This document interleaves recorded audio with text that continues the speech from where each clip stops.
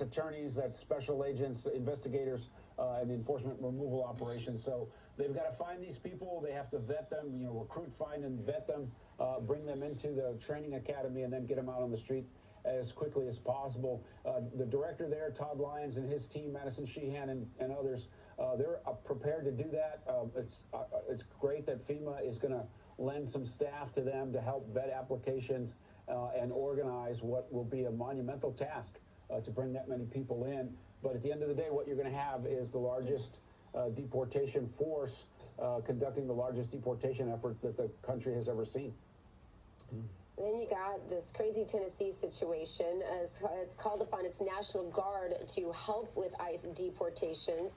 Governor Bill Lee says Americans want to be sure illegal alien criminals are removed from the country, and the state supports President Trump's agenda for the border. Ron, do you see more states following suit here?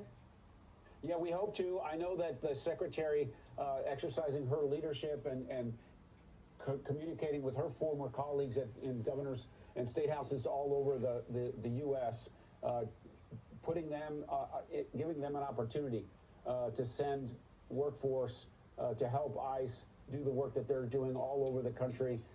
We've got Department of Defense personnel, including National Guard, deployed on the southwest border with us here at CBP as well. And so we're grateful for their help, and we're grateful for the leadership shown and some of these governors that are stepping up.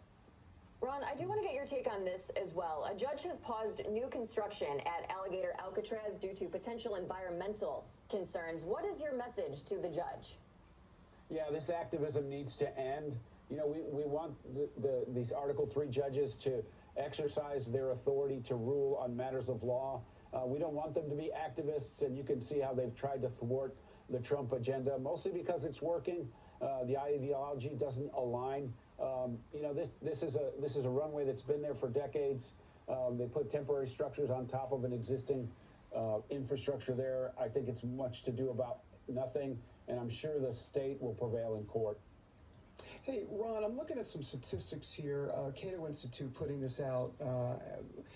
I want to ask you about the illegal immigrant arrest in this country, because the media is picking up on this idea that not just violent criminal illegal aliens are being arrested. It's not just them. That was what was promised. What was promised is, a full crackdown.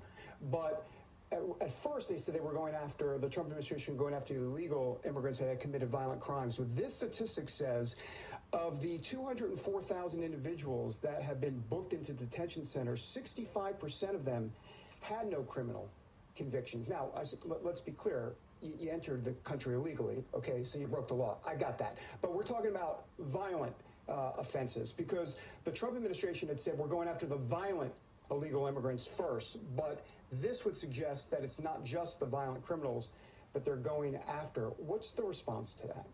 Well, I think they prioritize the worst of the worst. Those are the number one targets across the workforce, across the enterprise, to find those people first and put them on a path for removal. On the way to those targets, they're going to find other people. Let's not forget there are 8 million people on the non-detained docket across the United States. Hundreds of thousands of them have criminal convictions or have been arrested by local authorities.